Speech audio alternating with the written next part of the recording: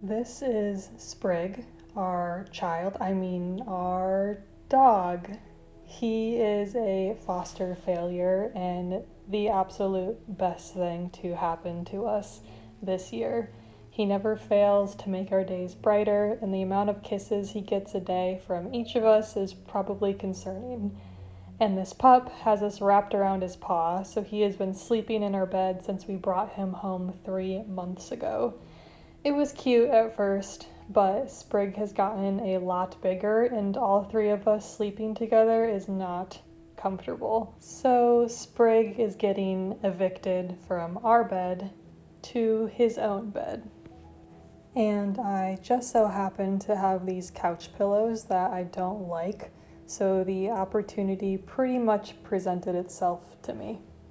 These pillows were perfect to turn into a dog bed because I wanted something with a zipper so that I could remove all of the inside fluff so I could wash the fabric because, well, Sprig is a dog and he gets stinky.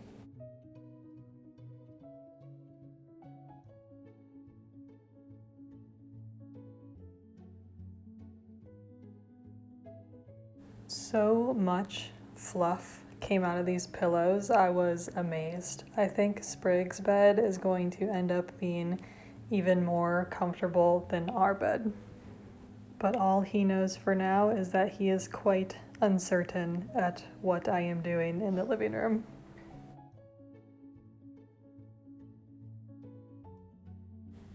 Now that we have our fabric ready to go, it's time to start seam ripping and sewing. Another reason I was excited to use these pillows for the dog bed is because I'm going to be left with an extra zipper at the end of this project. I've been teaching myself how to sew, and my goal is to make a good amount of my own clothes. But a part of this process I have been avoiding is pretty much anything to do with zippers. I'll do buttons, but for some reason my brain tells me I can't install the zipper, that it's going to be too hard. So now I will have a zipper to play with and eventually become more confident in myself and make my life easier by sewing in zippers into my handmade clothes. I think this is just one of those situations where my brain is making a mountain out of a molehill, you know?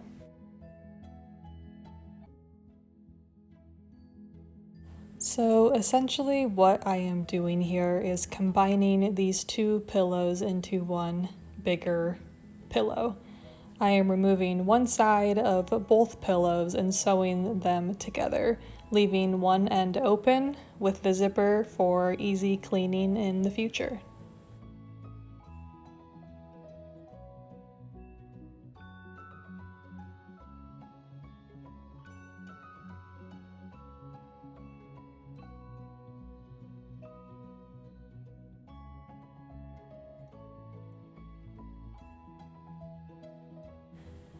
I know it would be much easier to go out and buy a dog bed, but I love creative challenges.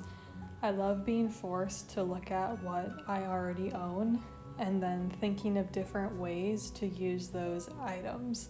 The perfect example is these couch pillows. They were left by the previous owners. Yes, don't worry, I deep cleaned them.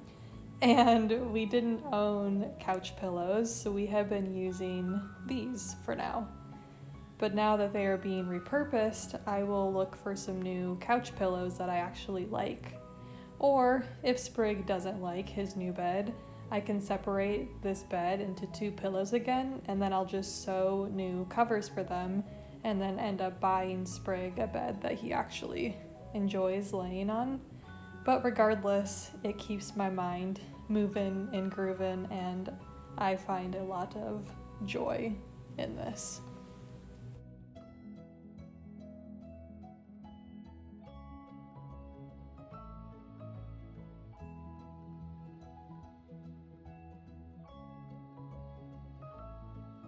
We had a sewing machine growing up, and one of my first memories of using it was for making a pillow when I was really young.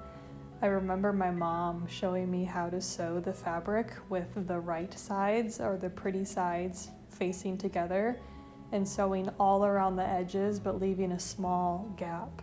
Then you would flip the fabric inside out so the pretty side was out.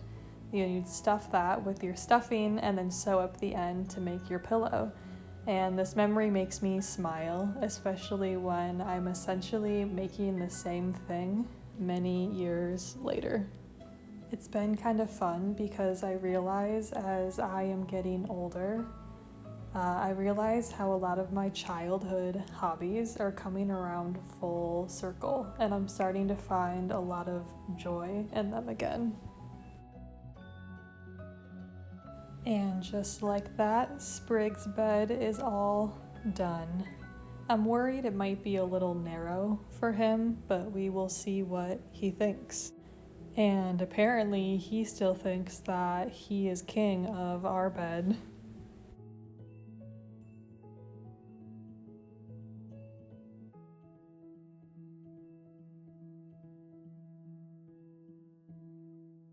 Sprig was not impressed, so I tried to pull out the big brain move here and lay his blanket over the new bed. He sleeps on this blanket every single night, so I was hoping he would get the memo, but then I remembered he can't read, and this didn't do anything, and I ended up laying on his bed more than he did. So wish us luck in the battle for our bed, because Sprig has the biggest weapon of all, which is the sad puppy eyes. If you've made it to the end, thanks for being here. I appreciate you watching my silly little videos, and I'll see you soon. Take care.